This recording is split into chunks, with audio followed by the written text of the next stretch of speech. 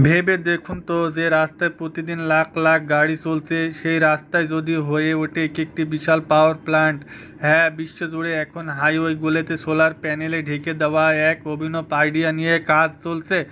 কিন্তু যে আইডিয়া শুনতে এতটা নিখুঁত মনে হয়, তা নিয়ে বিজ্ঞানীদের মধ্যে এত বিতর্ক কেন? চলুন আজকের ভিডিওতে জানা যাক। সোলার প্যানেল এক সময় ছিল মহাকাশ গবেষণার বিলাসবহুল প্রযুক্তি, কিন্তু জলবায়ু পরিবর্তন আর বিদ্যুতের চাহিদা বাড়ায় মানুষ এখন এমন জায়গা খুঁজছে যেখানে নতুন করে জমি নষ্ট না করে বিদ্যুৎ উৎপাদন করা যায়। আর তখনই বিজ্ঞানীদের মাথায় আসে পৃথিবীর লাখ লাখ কিলোমিটার দূরে থাকা ফাঁকা হাইওয়ে বা রাস্তাগুলোর কথা। 2016 সালে ফ্রান্সে প্রায় 1 কিলোমিটার দীর্ঘ একটি সোলার রোড তৈরি করা হয়, যার নাম ছিল ওয়াটওয়ে। এটি তৈরিতে খরচ হয়েছিল প্রায় 5 মিলিয়ন ইউরো।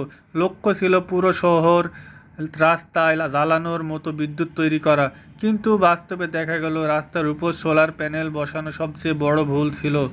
এর কারণগুলো হচ্ছে: রাস্তা সমতল হওয়ায় সূর্যের আলো ঠিকমতো পড়ে না, গাড়ির ওজন, কম্পন, ধুলোবালি এবং চাকার দাগের কারণে প্যানেলগুলো দ্রুত নষ্ট হয়ে যায় এবং বিদ্যুৎ উৎপাদন কমে যায়।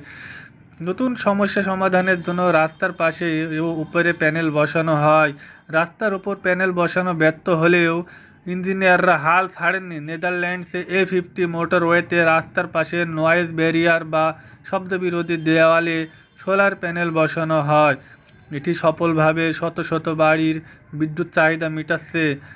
আবার কিছু দেশে রাস্তার উপরে বিশাল ছাদ বা ক্যানোপি বানিয়ে তার উপর সোলার প্যানেল বসানো হচ্ছে। এতে প্যানেল সুরক্ষিত থাকে, আবার নিচে গাড়িগুলো রোদ বৃষ্টি থেকে ছায়া পায়। তাহলে সব হাইওয়েতে এটা কেন করা হচ্ছে না? কারণ এর রক্ষণাবেক্ষণ অত্যন্ত জটিল ও ব্যয়বহুল। রাস্তার পানি নিষ্কাশন, গাড়ির সেফটি এবং প্যানেল পরিষ্কার করা একটি বড় চ্যালেঞ্জ। তবে এই প্রযুক্তি আমাদের ভবিষ্যতে গ্রিন ট্রান্সপোর্ট এর পথ দেখাচ্ছে।